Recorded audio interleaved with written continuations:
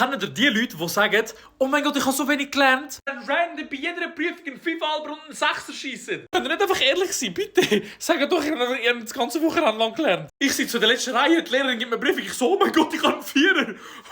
What the fuck? Dann kommt der Bub oder das Mädchen, der damals wirklich so gesagt hat, ich habe nicht gelernt, ich schaff's nicht. Gehst du zu ihr an und sagst, und, hast du bestanden? Gehst du mit dem Gefühl an, so, vielleicht hat sie so, vielleicht knapp einen 4er, 4,5er. Schaust du auf ihr Blatt, 6er und bekommt sogar noch einen Sticker vom Lehrer. Boah, nein, das war für mich. Der Sticker vom Lehrer, der hat damals, oder irgendwie so ein Super und ein Ausrufezeichen, so daneben so, wow, das ist, wow. Das habe ich damals so bei Sporttests bekommen. So einen kalten Händedruck vom Lehrer, so, Batze. Ich sage euch, die Sticker und die Super und wow, toll gemacht. Da ist in meinem Herz etwas aufgegangen. Ich dachte, ich gehöre jetzt zu den Superklugen. Aber nein. Natürlich hat es die Person bekommen, die immer gesagt hat, sie hat nicht gelernt. Habt ihr so einen Kollegen oder Kollegin, schreibt es mal in den Kommentaren. Natürlich nichts Böses für Leute, die lernen. Um Gottes Willen, lernen bitte für eure Prüfungen. He? Ich habe es nicht gemacht und deswegen bin ich jetzt TikToker. Bei mir sind damals bei 2 Prüfungen etwas draufgestanden. Beim ersten drauf ist einfach gestanden, wow, überraschend gut.